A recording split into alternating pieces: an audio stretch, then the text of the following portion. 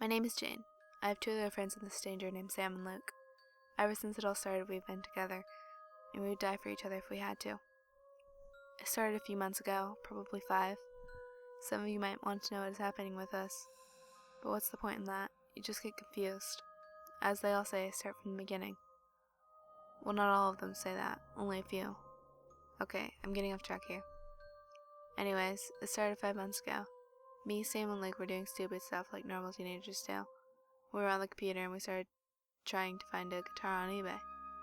Not much luck for a while. Everything was either overpriced, in crappy condition, or just didn't look reliable. I would have given up soon and gone to play the PlayStation with the guys, but we hit the jackpot. A perfectly looking guitar, only about $50, and we were able to email the owner and talk him through that. We were all so happy when we planned to meet him and purchase the guitar. He gave us an address, which we were all pretty sure was legit. Before we knew it, the day had arrived to go pick it up. When we got there, though, that's when all this craziness started happening. We followed the address, but it only led us to a rundown 2-story farmhouse on the edge of a dense forest. None of us knew why this location had been chosen, but I guess he didn't want us to know where he lived or something like that. Whatever, and we go. The place was pretty creepy by itself. Dusty old furniture and antiques littered the place, and the room overall had a negative feel to it. It just felt sad all of a sudden. The first floor, nothing. No guy was waiting with a guitar to give us. The least I could say is we were pretty confused. Then Sam started to get pissed. What the heck is this guy's problem? Is this some kind of practical joke? Sam, calm down, I whispered. We haven't checked upstairs yet. We were on the edge at this point because of all the negativity in the room, I suppose, and the dust was getting all over us. Like every rundown house, the stairs creaked, every step to be exact. We were almost up the stairs when I heard what sounded like an animal running through the forest, towards the house. I stopped, and Sam ran into me. What's the hold-up, Slowpoke? She asked. Can't you hear that outside? No, should I? Never mind, must be a fox or something. Up we continued to the second floor. Once up there, it felt like the negativity grew stronger. Even Sam and Luke looked miserable. The room was completely bare, except for a broken mirror at the end of the room. A small crumpled paper rested at the base of the mirror. We approached slowly, fearing something unknown to any of us. I picked up the piece of paper. There were 2 sentences on it. It begins, "Beware the nightmares."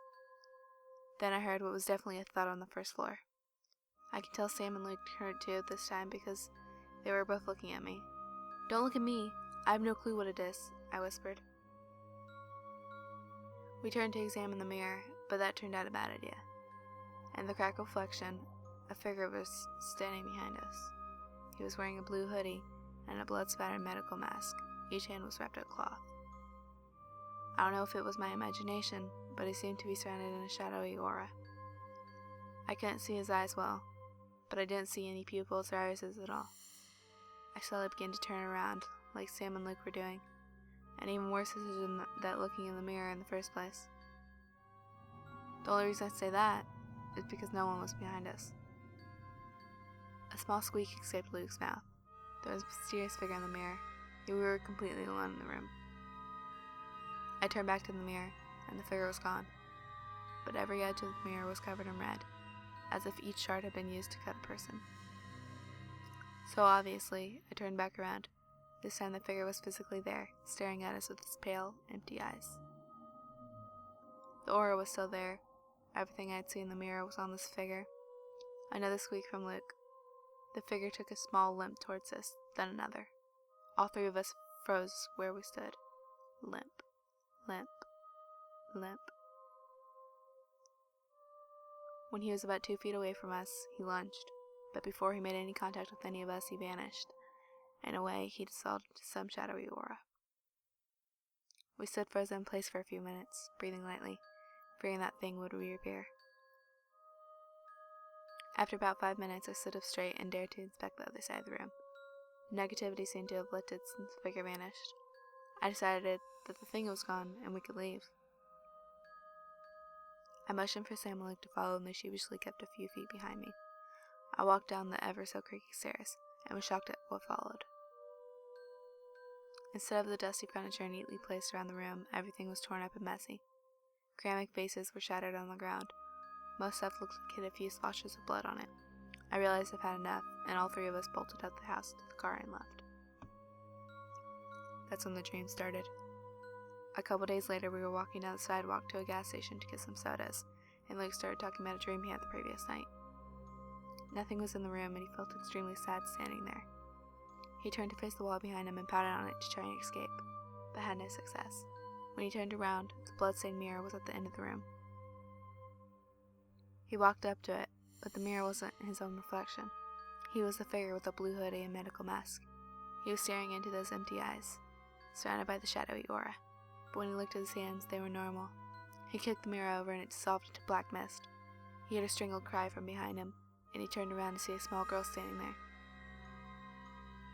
She was wearing blood-stained pajamas and had those same blank eyes. He also noticed her throat was slit wide open. Luke remembers blinking and seeing that she was only a few inches away from him. Then he woke up on the floor screaming. The description of the dream unsettled all of us, but in the end, what discarded all of it is Luke's overactive imagination and his paranoia. After that, we enjoyed each day, and I almost forgot the experience altogether. But of course, eventually those fears have to come back again. We got an email from the guy with the guitar. This is how it went. Hey Jane, or whatever your name is, you're in danger.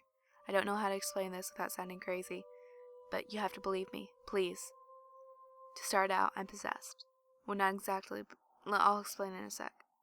Remember that address I gave you when we were supposed to pick up the guitar? It wasn't me running that. Honestly, I'm just figuring this out myself. As soon as I figured out what I had done, I did research on it, and it all clicked into place from there. That house is demonic.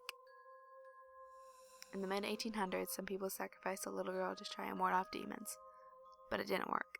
Since that time, it's been on a warpath, and now it's after you three. It infects your dreams, giving you nightmares, but it counts the nightmares, meaning you can only have 8. But after that 8th dream, you're taken by a spirit and become crazy, or someone who's possessed by it. That's what I am now, but I can't remember whenever I go under, or am under its spell. Don't try to find me and save me. I'm a goner. I might go after you, and let you visit the house. Stay safe. You have numbered nightmares.